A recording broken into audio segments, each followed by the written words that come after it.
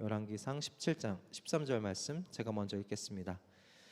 엘리야가 그 여인에게 말하였다. 두려워하지 말고 가서 방금 말한 대로 하십시오. 그러나 음식을 만들어서 우선 나에게 먼저 가지고 오십시오. 그 뒤에 그대와 아들이 먹을 음식을 만들도록 하십시오. 주님께서 이 땅에 다시 비를 내려주실 때까지 그 뒤주에 밀가루가 떨어지지 않을 것이며 병에 기름이 마르지 않을 것이라고 주 이스라엘의 하나님께서 말씀하셨습니다.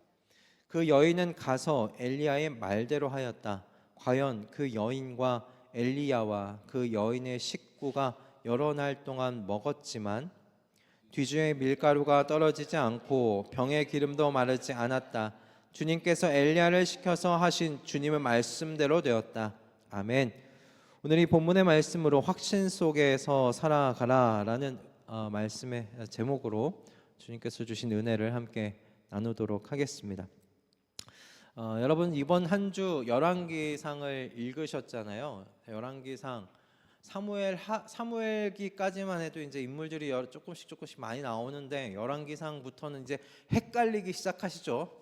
왕들의 이름이 너무 막 왔다 갔다 하면서 나오기 때문에 인물들이 많아서 좀 헷갈리기 시작하시는데 열왕기상 읽으시면서 그럼에도 불구하고 좀 기억에 남는 뭐 인물의 이름이 여러분 혹시 있으십니까? 열왕기상 읽으시면서 적어도 이렇게 얘기하면 솔로몬은 나오셔야 되는 거 아닌가요? 그죠? 솔로몬은 너무 뻔해서 얘기 안 하셨나? 솔로몬 다음 뭐 또 누가 또 기억나십니까? 누가 또 기억나세요? 그쵸. 아합 기억나야죠. 이놈의 아합 기억나야 됩니다. 아합, 네, 아합 왕 기억나시죠? 그리고 뭐 북이스라엘과 남유다가 갈라졌을 때 르호보암과 여로보암도 뭐 기억할 만한 왕들의 이름이라 생각이 듭니다. 이렇게 왕들의 이름을 뭐 나열하고 보면 이 열 왕들의 이야기를 담고 있는 이 남유다와 북이스라엘의 이야기를 우리가 정말 한 주간 읽었구나라는 그런 느낌이 들 수 있겠는데 여러분 그런데 우리가 한 주간 읽어온 이 열왕기가 성경 속에서 어느 부분에 어떻게 좀 분류되어 있는지 혹시 아십니까? 성경 속에서 뭐 모세오경이 있고 선지서가 있고 그죠? 시가서가 있고 뭐 이렇게 있잖아요. 이 열왕기는 어디에 포함될까요? 역사서, 그렇죠? 역사서에 포함이 됩니다. 그런데 우리가 이렇게 역사서에 열왕기를 포함하고 있는 건 이제 예전에 70인경이라는 게 있었어요. 70인경과 이 기독교 전통 속에서 이 열왕기를 역사서로 분류해서 보게 되는데 히브리 성경은 조금 달라요. 히브리 성경은 구약을 세 가지로 나눕니다. 히브리 성경 구약을 세 가지로 나눠요. 율법서, 선지서, 성문서 이렇게 세 가지로 나누는데 오늘 이 열왕기는 어디에 속할까요? 성문서? 찍은 것 같은데 그죠? 네, 선지서에 속합니다. 열왕기는 선지서에 속해요. 근데 왜 그러면 선지서에 속할까요? 열왕기가 여러분 왜 선지서에 이 열왕기가 속할까?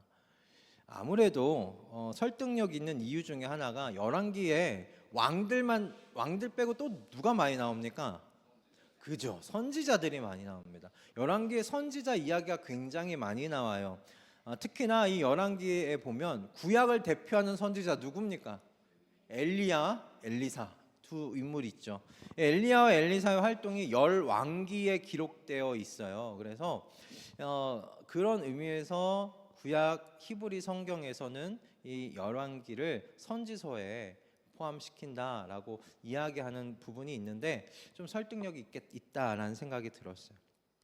자, 수많은 많은 선지자들이 활동했던 시기였어요.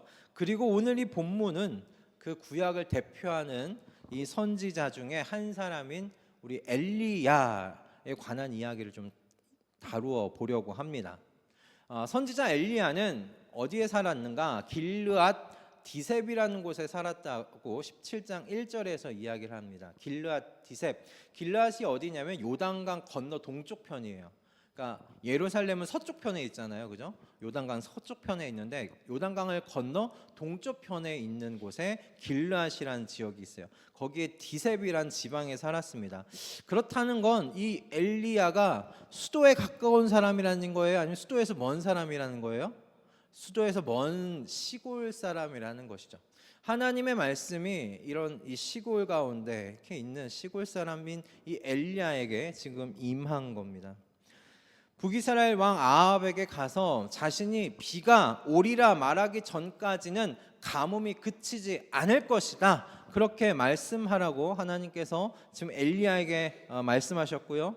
하나님께서 엘리야가 그렇게 아합에게 가뭄에 대한 메시지를 전하고 나서 그를 지금 그의 고향 디셉에서 가까운 지역인 그릿 시냇가에 이제 숨겨 놓으셨다는 것이 17장 1절부터 나오는 이야기입니다. 그릿 시냇가가 뭐 그의 고향에서 멀지 않았어요. 그래서 시냇가에 하나님께서 그를 숨겨 놓으신 건데, 아마도 하나님의 말씀을 무서워하지 않는 아합이 엘리야를 해코지할 것을 아시고 그를 숨기신 것이겠지요. 하나님께서 하나님의 말씀대로 모든 것을 순종한 엘리야에게 그 이후에 신기한 체험들을 하게끔 하시는데, 어떤 체험을 하게 하셨습니까? 엘리야가 그릿 시냇가에 숨었을 때 어떤 체험을 했습니까? 그렇죠, 까마귀로 하나님께서 아침과 저녁마다 빵과 그다음에 빵과 그 고기를 나르도록 하셨어요. 야, 정말 신기한 체험 아닙니까? 아침 저녁으로 그렇게 하셨어요. 마치 이스라엘 백성이 광야 생활 때 아침에는 하나님께서 만나를 주시고 저녁에는 메추라기를 보내주신 것과 같이 하나님께서 하나님의 말씀에 순종한 종인 이 엘리야를 그릿 시냇가에서 이렇게 아침과 저녁으로 먹이시는, 신비한 방법으로 먹이시는 체험을 이 엘리야가 하게 된 겁니다. 그런데 오늘 이 본문의 말씀은 그 이후에 어떤 일이 있었는가, 그곳에서 머물면서 그렇게 숨어 지낼 수 있게 해주셨는가? 아니요, 그 숨어 지내는 그 기간이 길지가 않았어요. 얼마 지나지 않아 가뭄으로 인해서 그릿 시냇가의 물이 메말라 버렸다라고 이야기를 합니다. 그러니까 하나님의 선지자라고 해서 그 땅에 임한 가뭄을 그만 또 피할 수 있었던 것은 아니에요. 그 시대가 가뭄으로 힘들어할 때 이 선지자도 그 가뭄을 피할 수 없었어요. 아마도 엘리야는 그릿 시냇가에 그 몸을 피해 있었을 때 하루하루 줄어들어가는 시냇물을 보았을 겁니다. 그죠? 하루하루 줄어들어 갔을 거예요. 그런데 참 이 엘리야의 모습을 상상해 볼 때 은혜가 되는 건 이 엘리야가요, 조바심 내지 않아요. 시냇물이 줄어들어가는 것을 눈으로 보았을 텐데, 자신이 먹을 물이 줄어들어가는 것을 보았을 텐데 엘리야가 조바심 내지 않아요. 그 땅의 가뭄이 그의 먹을 물도 빼앗아 가고 있었는데 엘리야가 스스로 나서서 먹을 물을 찾는 어떤 방법을 구하지 않는다라는 말씀이에요. 본문의 말씀을 보면 그래요. 엘리야가 그 말씀 속에서 이렇게 이야기합니다. 그리고 그 물은 그곳 시냇물을 마셨다. 그런데 그 땅에 비가 내리지 않으므로 얼마 있지 않아서 시냇물이 말라버렸다. 그런데 엘리야가 시냇물이 말라가는 그것을 보면서 무슨 일을 했는지 아무런 성경은 이야기를 하지 않아요. 그것은 무엇입니까? 엘리야가 하나님께서 다시 말씀을 하실 때까지 그 자리를 지키고 있었다라는 그 뜻이에요. 이런 과거 광야에서 보여줬던 이스라엘 백성들의 모습과는 정말 상반된 모습이지 않습니까?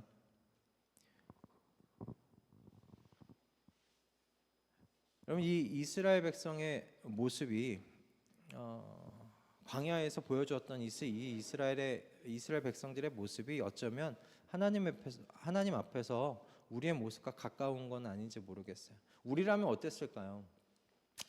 물이 줄어들어가는 시냇물을 보면서, 내가 먹을 물이 사라져가는 그 모습을 보면서 가뭄은 아직도 계속되어질 텐데 우리는 어땠을까요? 아마도 하나님께 먼저 막 구하면서 어떤 방법을 찾지 않았을까라는 생각이 들어요. 이 말씀을 보면서 이런 생각이 들더라고요. 여러분, 우리가 사는 인생에 어찌 풍요의 시기만 있겠습니까? 그죠? 가뭄의 시기가 우리의 인생에 있어요. 어떤 분들에게는 가뭄의 시기가 풍요의 시기보다 더 길런지도 모르겠어요. 그런데 사실 생각해 보면 어떤 풍요로운 시기든지 가뭄이 찾아오면요, 여러분, 사람들은 그 전에 있었던 풍요의 시기를 잊어버리지 않습니까? 가뭄은요, 풍요의 기억과 풍요의 흔적을 잡아먹는 힘이 있어요. 이 힘 때문에 여러분, 사람들은요, 가뭄의 시기가 찾아오면 가만히 있지 못해요. 물이 아직 남아있는 다른 시냇물을 찾아보던지,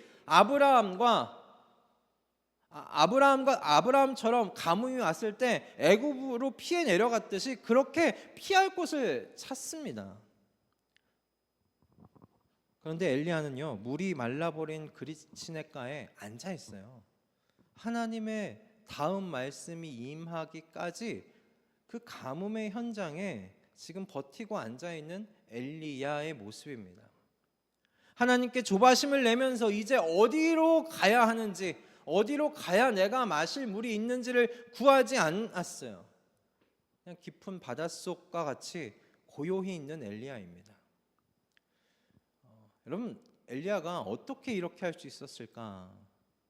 성경은 여러분, 독자로 하여금 여러 다른 요인을 생각하도록 만들지를 않습니다.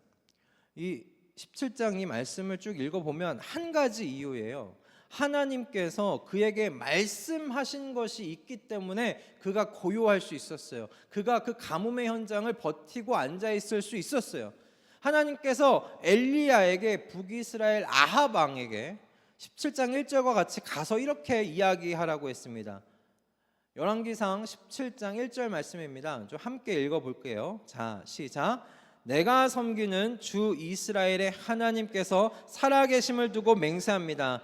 내가 다시 입을 열기까지 앞으로 몇 해 동안은 비는커녕 이슬 한 방울도 내리지 않을 것입니다. 여러분, 이 말씀을 따르면 적어도요, 엘리야는 비가 오는 것을 볼 때까지는 살아 있어야 돼요, 죽어야 돼요? 살아 있어야지요, 그죠? 내가 다시 입을 열기까지는 몇 해 동안이 될지 모르지만 비는커녕 이슬 한 방울 내리지 않을 것이라고 그렇게 이야기했으니 엘리야, 비가 오기 전까지 죽을 수 없어요. 비가 그때까지는 살아 있어야 돼요. 하나님이 엘리야에게 주신 말씀이에요. 그러니 엘리야가 이 말씀대로 그릿시냇가에 버티고 앉아 있을 수 있는 거예요. 나 안 죽어라는 거죠. 하나님께서 나 분명히 마실 것 어떻게든 주실 거야 라는 믿음인 거죠. 게다가 하나님 말씀 그대로 순종한 엘리야를 하나님께서 그릿시냇가에 숨겨 주신 것이잖아요. 물이 있는 그곳으로 하나님께서 인도하신 분이 하나님이신 거잖아요. 아침과 저녁마다 빵과 고기를 날라주셔서 그를 먹이신 것이 하나님이시잖아요. 그러니 엘리야가 그릿시냇가에서 물이 말라버렸지만 그 자리를 버티고 앉아 있을 수 있던 겁니다. 우리는 적어도 그릿시냇가에 있는 엘리야의 모습 속에서 그가 가진 하나님의 말씀에 대한, 그리고 말씀을 신실하게 지키시는 하나님에 대한 믿음을 엿볼 수 있어요. 그릿시냇가에서, 물이 말라버린 그릿시냇가에 버티고 앉아있는 엘리야의 모습 속에서요. 그런데 여러분, 이 이야기 속에서 엘리야는 그가 가진 이 믿음이 우리 독자에게는, 우리가 읽는 우리에게는 좀 희미하게 보일 뿐이에요. 엘리야가 그런 믿음을 가지고 있었겠지라고 우리가 추측할 수 있을 뿐이에요. 이 믿음이 어디서 드러나는가? 사람과 사람 사이에 있을 때 이 믿음이 밖으로 드러나요. 바로 그곳이 어디냐면 오늘 우리가 지금 볼 그 지역인데, 바로 시돈 땅 사르밧에서 살고 있는 과부와 만났을 때예요. 하나님께서 그릿시냇가, 물이 말라버린 그릿시냇가에 묵묵히 그곳에 있던 엘리야에게 하나님의 말씀이 임해요. 다음 행선지를 알려주시죠. 다음 행선지가 어디냐? 시돈 땅 사르밧이라는 곳이었어요. 여러분, 이 시돈 땅 사르밧은 이스라엘 땅이에요, 아니에요? 이스라엘 땅 아니에요. 이스라엘 땅이 아니에요. 이곳은 어디냐면 아합 왕의 그 아내가 누구였죠? 이세벨. 아합 왕의 아내 이세벨의 고향이 이 시돈 땅이에요. 시돈 땅. 아합 왕의 아내 이세벨이 누굽니까? 북이스라엘 안에 자신이 믿고 숭배하던 우상들을 가득 안고 들어온 사람이 이 이세벨 아닙니까? 아합으로 하여금 그 이전 왕들보다도 더 하나님을 진노케 만드는데 앞장섰던 여인이 바로 이 이세벨 아닙니까? 이 이세벨이 하나님의 선지자를 앞장서서 죽였던 인물 중에 한 사람 아닙니까? 그런데 하나님께서 바로 이 이세벨의 고향으로 가라고 하나님께서 말씀하시는 거예요. 등잔 밑이 어둡다라는 말씀 이야기가 여기에 좀 적용되어야 하겠죠. 그런데 여러분, 이 그릿시냇가가 어디냐면 요단강 동쪽 편이잖아요, 그죠? 근데 이 시돈 땅이 어디냐면 서쪽으로 요단강 건너서 서쪽으로 올라와서 북쪽으로 쭉 올라가야 돼요. 그러니까 이렇게 횡단을 해야 되는 거예요. 100km 정도가 넘습니다. 100km가 넘어요. 그러니까 하나님께서 그때 또 가뭄이잖아요. 가면서 물을 얻을 때도 많지가 않은데 좀 가까운 데 좀 보내시면 안 돼? 근데 굳이 이렇게 돌려서 시돈 땅으로 하나님께서 보내신 거예요. 100km를 넘게 걸어갔어요, 엘리야가. 여러분, 가까운 데인 줄 아셨죠? 멀어요. 먼 거리였고 좀 이렇게 걸어갔던 시기가 가뭄이었어요. 그런데 여러분, 엘리야의 반응을 보세요. 여러분, 10절 말씀인데 이렇게 되어 있어요. 10절 말씀에 엘리야는 곧 일어나서 사르밧으로 갔다라고 되어 있어요. 당황하지도 않아요. 머뭇머뭇하지도 않아요. 엘리야가 하나님의 말씀이 임하자 사르밧으로 가라고, 시돈 땅 사르밧으로 가라고 했더니 엘리야가 곧 일어나서 움직이기 시작해요. 엘리야는 그곳이 어딘지 알았어요. 얼마나 먼 곳인지 알았어요. 그런데 일어나 걸어가기 시작했어요. 이렇게 하나님께 이야기할 수도 있잖아요. 하나님, 이 가뭄의 때인데 100km나 넘게 그 먼 거리를 제가 걸어가야 되겠습니까? 혹시 다른 곳은 없습니까? 아니면 꼭 이방인의 손에 저를 두셔야 되겠습니까? 그곳 이방인들의 땅이잖아요. 제가 이방인에게 제 몸을 빌붙여서 그렇게 있어야 되겠습니까?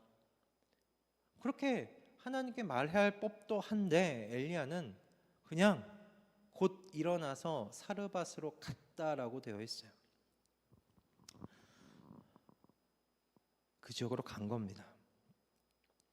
그릿시냇가에서 자리를 툴툴 털고 일어나서 사르밧으로 나아가는 엘리야예요. 그런데 이 엘리야가 이 이방인의 땅에서 마주한 상황이 사실 너무 끔찍합니다. 사실은 하나님께서 엘리야에게 시돈 땅 사르밧으로 가서 지내는데 그곳에 한 과부에게 내가 미리 명할 것이니까 너에게 먹을 것을 주라고 미리 명할 것이라고 말씀하셨어요. 그죠? 그렇다면 여러분이 상상하기에 그 과부는 어떤 사람일 것 같으세요? 그 과부는 어떤 사람일 것 같으세요? 그렇지, 돈 많은 과부겠죠. 제가 상상해도 돈 많은 과부한테 나를 만나게 하시겠지라고 생각하겠죠. 왜? 가뭄 기간 동안 나를 먹여야 되니까, 내가 잘 곳을 좀 제공해줘야 되니까 하나님께서 돈 많은 과부 아니면 좀 여유가 넉넉한 과부를 만나시게 하려나 생각하면서 걸어가지 않겠습니까? 그런데 그런 생각을 하면서 걸어갔을 법한데 엘리야가 만난 과부가 누구입니까? 오늘 12절의 말씀입니다.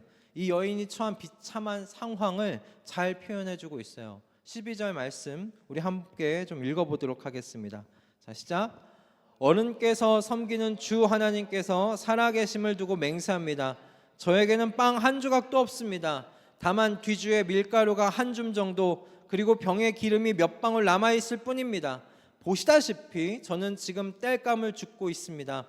이것을 가지고 가서 저와 제 아들이 죽기 전에 마지막으로 남아있는 것을 모두 먹으려고 합니다. 여러분, 이 여인이 어떤 처지입니까? 우리의 말로 바꾸면 딱 이거예요. 내 집에 쌀 이거 한 움큼이 있습니다. 쌀 한 움큼밖에 안 남았습니다. 내가 이걸로 죽을 써서 아들하고 먹고 이제 죽으려고 합니다. 지금 그 이야기예요. 가뭄이 얼마나 심했던지 이곳 이스라엘 지역에만 영향을 준 게 아니에요. 너무 심하게 들어서 이 지역에 있는 사람들도 먹을 게 없는 거예요. 그리고 엘리야가 만난 과부는 정말 한 줌 남은 밀가루로 빵 한 번 만들어서 먹고 죽어야 되겠다. 그렇게 비참한 상황이었던 거예요. 우리는 상상도 안 되죠. 그게 어느 정도인지.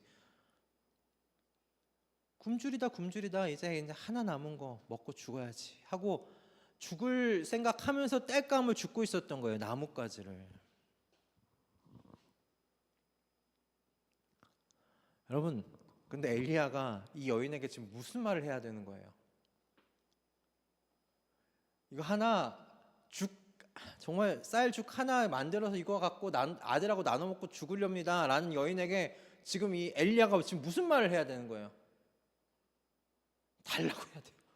달라고 해야 돼요. 이 상황이. 여러분이라면 말이 이게 내뱉어지시겠어요? 저 이 말씀 다시 한번 묵상하는데 나 같으면 도저히 이 말 못할 것 같은 거예요. 이 죽 하나 이거 먹고 이제 죽으려고 하는 여인에 그 죽 달라고 내게. 나한테 그 죽을 달라고 이야기하기가 이게 만만치 않다. 아니 나 같으면 못하겠어요 주님. 이런 말이 나오더라고요.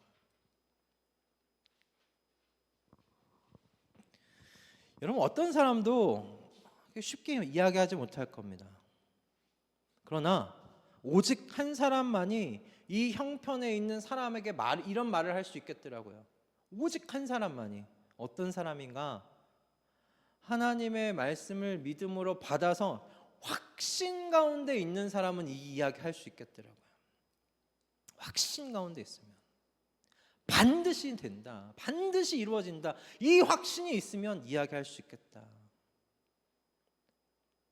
내 마음에 난 이 말 못할 것 같은데 라는 제 마음이 들었던 건 제가 그만큼 확신이 없던 거죠. 확신이 없었어요. 엘리야의 확신은 하나님께서 주신 말씀에 근거한 것이었어요. 하나님께서 엘리야에게 사르밧에서 지내라고 하셨고 한 과부를 통해서 먹을 것을 주시겠다고 하나님께서 말씀하셨다. 그렇다면 하나님께서 이 과부의 뒤주에서 밀가루와 떨어지지 않게 하시고 기름 통해서 기름이 마르지 않도록 해주시는 것이 마땅하다. 엘리야는 자신에게 주신 말씀대로 하나님께서 신실하게 그 약속을 지키실 것을 믿고 이 과부에게 음식을 나에게 내오라고, 그 밀가루 남은 거 갖고 내게 빵을 만들어 달라고 그렇게 이야기한 거예요. 여러분, 이 엘리야가 이 여인에게 이야기한 게 참 재밌어요. 음식을 방금 말한 대로 하십시오. 13절을 보면 방금 말한 대로 하세요. 그 나뭇가지 주워가지고 빵 만드세요. 그러나 음식을 만들어서 우선은 나에게 먼저 가져오십시오라고 되어 있어요. 여러분, 그거 하나 가지고 자신하고 아들하고 나눠 먹을 정도잖아요. 그 많지가 않아요. 우선은 나한테 가져오십시오라면 엘리야가 먹고 끝이죠. 뭐 엘리야 먹고 남은 거 또 나눠 먹겠어요. 그런데 그 뒤에 그대와 아들이 먹을 음식을 만들도록 하십시오. 그 뒤에도 당신과 아들이 먹을 밀가루와 기름이 있을 거라는 확신이 없고서야 엘리야가 어떻게 이렇게 이야기할 수 있겠어요. 그 뒤에 뒤가 없어요, 원래는 이 여자한테는. 근데 나에게 주면 그 뒤가 생긴다는 거예요. 그 다음이 생긴다는 거예요. 여러분, 과부에게 있어서 엘리야가 가지고 온 이 말씀은 여러분 복음이죠. 좋은 소식 아닙니까? 먹고 죽으려고 했던 사람에게 여러분, 엘리야가 가지고 온 소식은 복음입니다. 그녀와 그녀의 아들을 죽음의 문턱에서 구원하여 준 기쁜 소식이 엘리야입니다. 그러나 만약에 엘리야가 상식선에서 생각했을 때, 부유한 과부를 찾았다면, 확신이 없어서 우물우물하다가 말았다면 이와 같은 일은 일어나지 않았을 거예요. 이 과부와 과부의 아들은 아사했을지도 모릅니다. 여러분, 열왕기상 17장의 엘리야의 이야기는 우리에게 그의 확신의 삶을 묵상하게 해줍니다. 엘리야의 하나님의 말씀에 대한 이 확신은 여러분, 오늘 이 이야기에서 자신의 삶과 엘리야 자신의 삶과 여러분 타인의 삶을 구원해요. 그렇죠? 하나님의 말씀에 대한 확신으로 인해서 그리스네가로 갔고, 그 그리스네가에서 가뭄 가운데 엘리야는 자신의 삶을 구원했어요. 아합 왕의 소나기에서 자신의 삶을 구원했어요. 그리고 하나님의 말씀에 대한 엘리야의 그 확신은 이 사르밧 과부와 그 아들의 삶을 구원했어요. 저는 이것이 저와 여러분이 확신 속에서 살아가야 할 매우 중요한 이유겠구나 생각이 들었습니다. 여러분, 우리가 앞에서 나눈 것과 같이 우리 중 어느 누구도요, 우리의 인생 전체가 풍요의 시기를 거치는 사람은 없습니다. 7년의 대풍년이 있다면 여러분, 그 인생에는 그 풍년의 시기를 잊어버리게 만들 대흉년의 시기를 겪게 될 겁니다. 여러분, 7년의 대풍년이 잊혀지는데 오랜 시간이 걸리질 않았어요.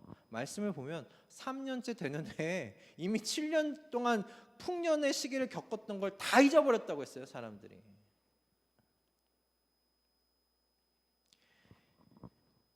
예전에 이런 이야기 여러분 들어본 적 있으신지 모르겠어요. 인생은 계속 험한 길의 연속인데 중간중간 있는 그 잠깐의 좋은 추억이 있어서 이 힘든 인생길 걸어가는 거야 라는 이야기 혹시 들어본 적 있으십니까? 사람은 그냥 그때 잠깐의 좋은 추억을 힘삼아서 그거 붙들고 살아가는 거라고.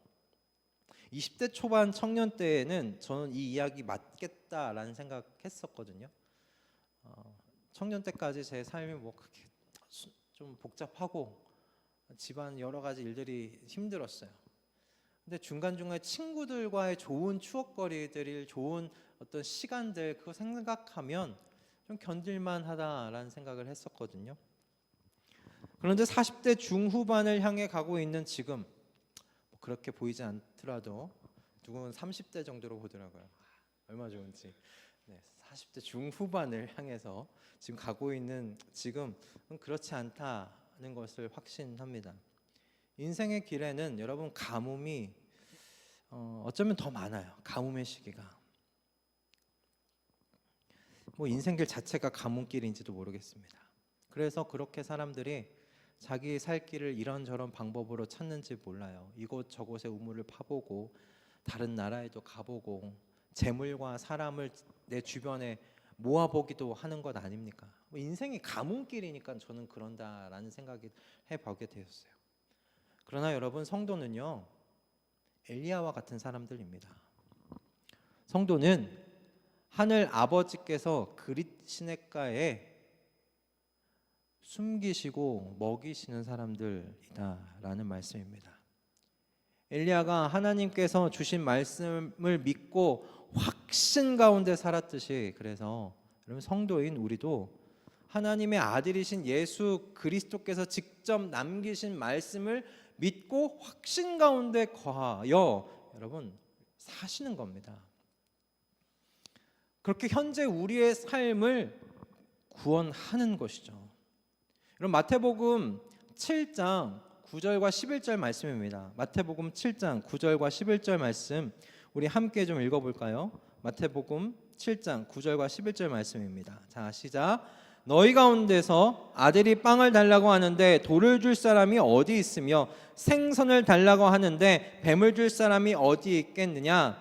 너희가 악해도 너희 자녀에게 좋은 것을 줄 줄 알거든 하물며 하늘에 계신 너희 아버지께서 구하는 사람에게 좋은 것을 주지 아니하시겠느냐. 아멘. 여러분, 이 말씀 외에도 하나님께서 저와 여러분에게 남기신 많은 말씀들이 있어요. 그리고 이 말씀도 부족해서 하나님께서 몸소 직접 하나님의 사랑을 십자가 위에서 보여주시기까지 하지 않으셨습니까? 여러분, 하나님의 말씀을 근거로 믿고 확신 가운데 거하지 않으면 우리는 우리의 삶을 구원할 수 없어요. 구원할 방도가 없어요. 사람들과 마찬가지로 이 가뭄의 시기에 여기저기 우물 찾으면서 다녀야 돼요. 여기저기 사람들의 인맥을 내게 모으든지 재물을 내게 모으든지 이 가뭄의 시기를 버티고 살아갈 다른 방도를 찾아봐야 돼요. 하나님의 말씀을 근거로 믿고 확신하지 않으면요.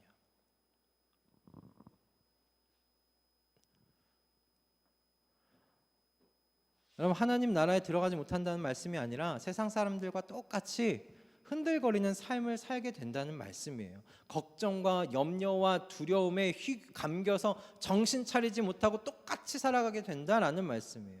바로 하나님의 말씀을 믿고 확신 가운데 거하여 살 때 우리는 그런 삶에서 구원받을 수 있는 줄로 믿습니다. 아멘.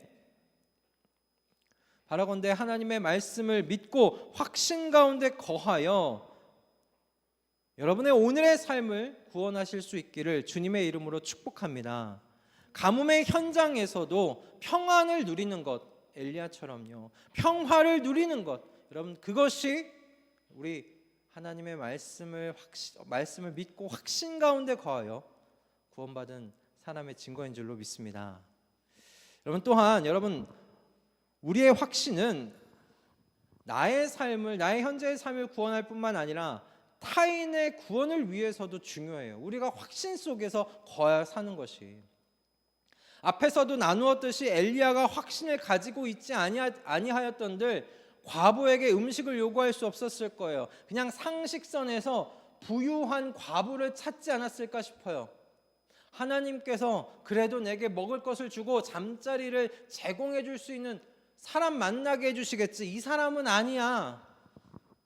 다른 과부가 있지 않을까 찾지 않았을까 싶어요. 그러나 엘리야는 확신 가운데 과부에게 음식을 내올 것을 요구할 수 있었습니다. 하나님께서 과부를 통해서 자신에게 먹을 것을 주신다고 말씀하신 것, 이 말씀을 확신했기 때문에 이 과부를 통해서 하나님께서 그 말씀을 이루실 걸 믿은 것이죠. 엘리야의 모습을 묵상하면서 오늘날 그리스도인들은 우리 자신이 받은 복음의 말씀을 얼마나 확신하고 있을까라는 생각을 해보게 됐어요. 여러분, 이런 처지에 있는 사람들에게 우리를 구원하시는 하나님의 이름을 전하실 수 있으십니까?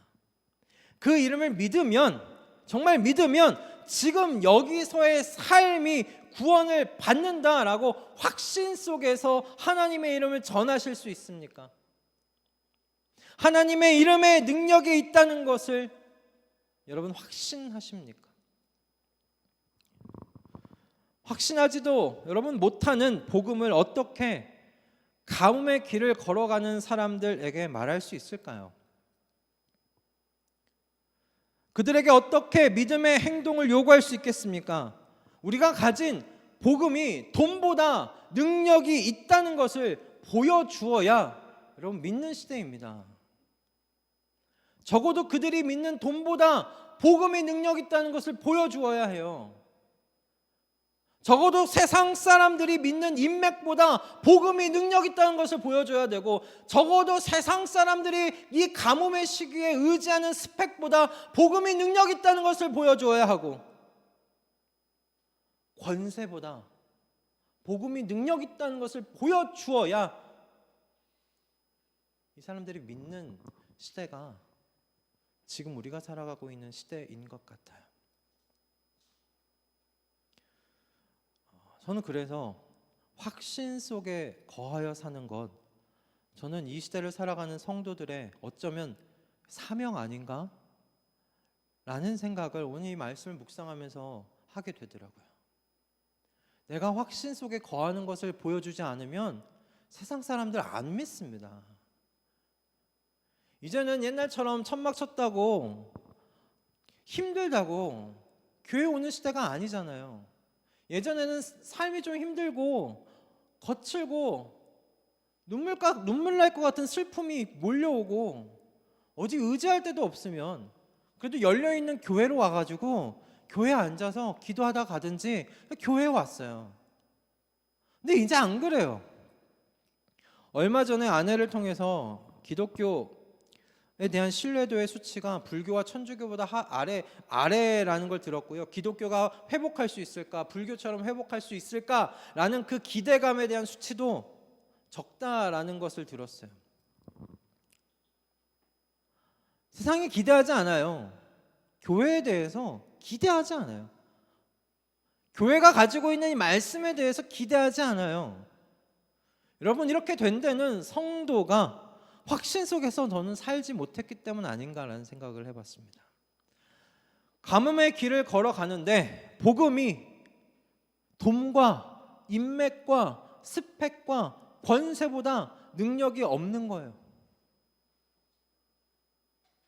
돈이 더 능력 있어 보여요. 인맥이, 스펙이 복음보다 더 능력이 있어 보이는 거예요. 여러분, 그렇게 확신이 결여된 삶으로 어떻게 세상 가운데 교회가 희망이라고, 복음이 희망이라고 어떻게 이야기할 수 있겠어요?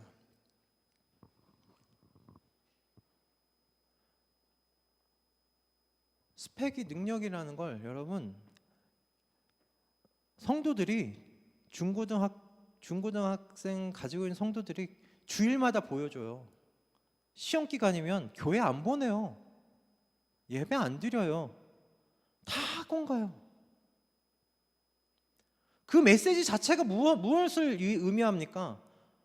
야, 복음보다, 예수 그리스도보다, 하나님 믿는 것보다, 야, 너가 지금 스펙 잘 쌓는 게 나중에 삶에 중요해. 그 의미 아닙니까?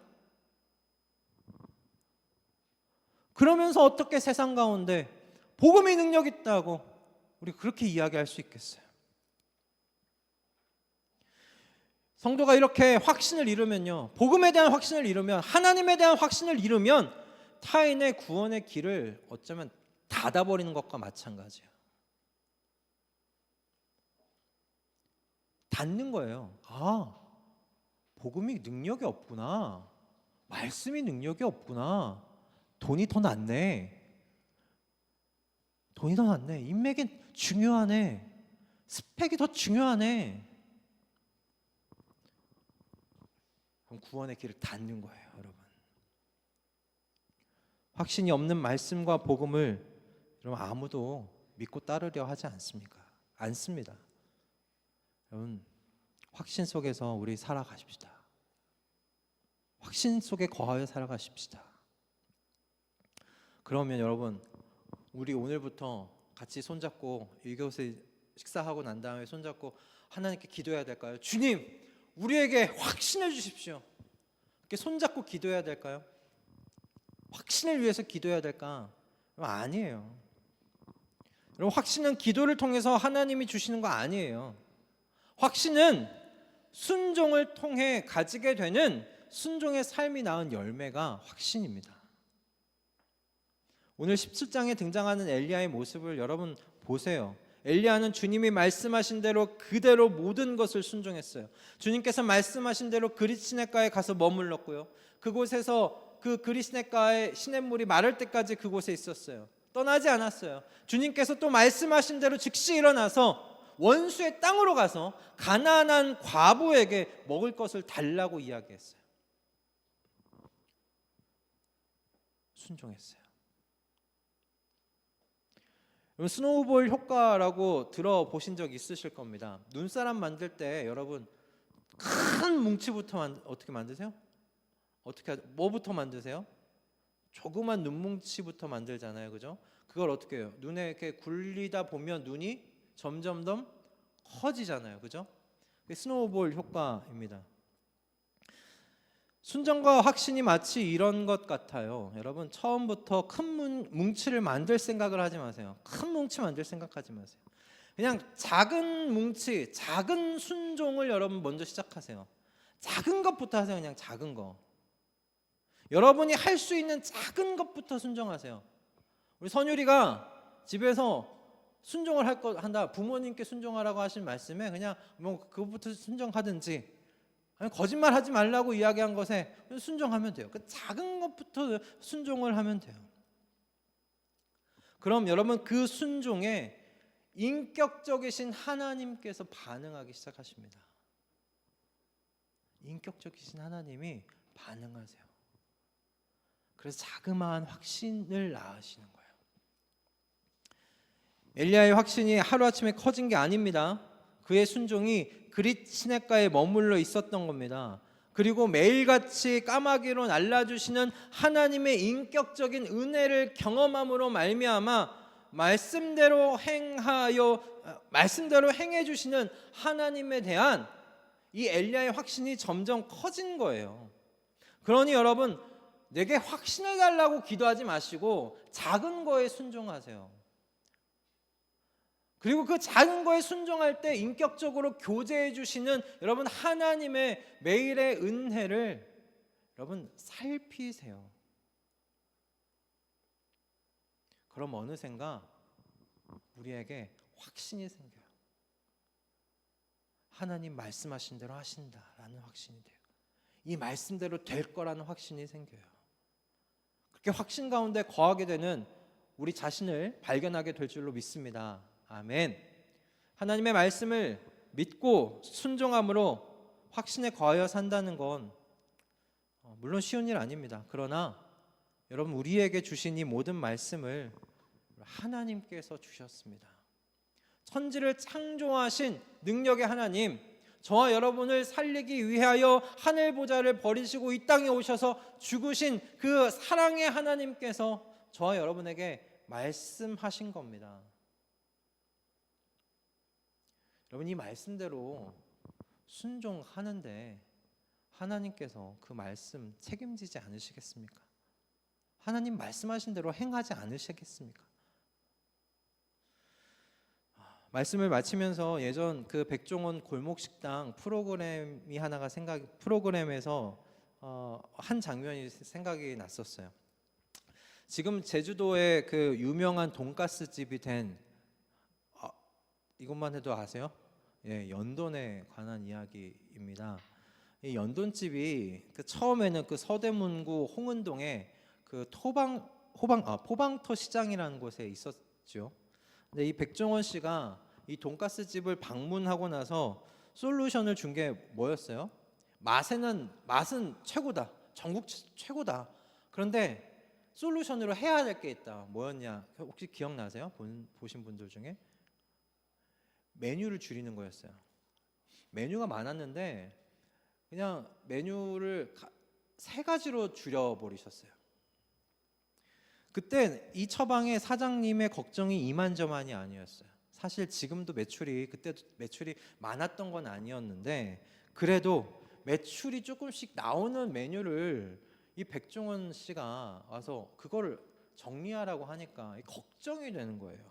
그래서 그것 때문에 실랑이를 벌이다가 백종원 씨가 그 타협을 본 게 뭐였냐면 각서를 써주기로 했어요. 각서를. 기억나세요 이제?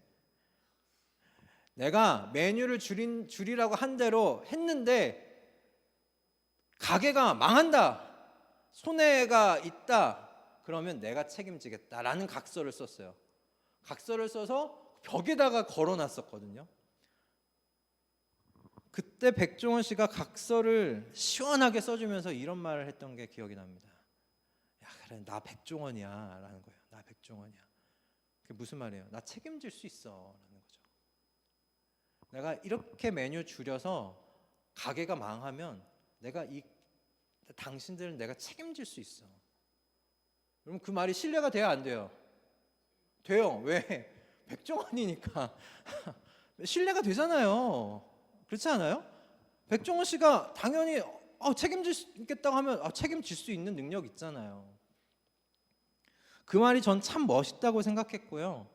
야, 백종원 씨니까 저런 이야기 할 수 있겠다 생각이 들었어요. 안 되면 책임을 져줄 수 있는 능력이 있으니까 가능하다. 여러분, 저와 여러분이 가지고 있는 이 말씀 하나님이 주신 말씀입니다.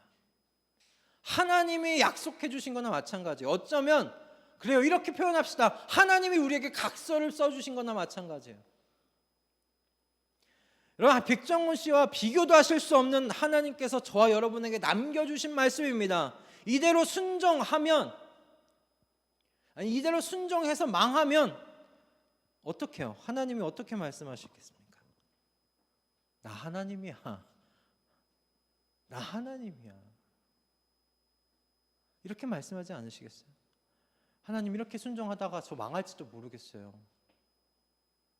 나 하나님이야. 안 망해. 내가 너 책임져. 여러분, 이 시대에 엘리야가 되시라는 것이 거창한 이야기 아닙니다. 하나님의 말씀에 작은 것부터 순종하십시오. 그래서 확신 가운데 거하여 사십시오. 저는 이것이 이 시대의 엘리야가 되는 것이라 믿습니다. 그래서 오늘 우리 자신의 삶을 가뭄의 길 위에서 구원할 뿐만 아니라 타인의 삶 또한 이 가뭄의 길 위에서 구원하여 내는 저와 여러분의 삶 되기를 주님의 이름으로 축복합니다. 아멘. 이 시대 엘리야로 하나님께서 우리의 순종을 사용하실 줄로 믿습니다.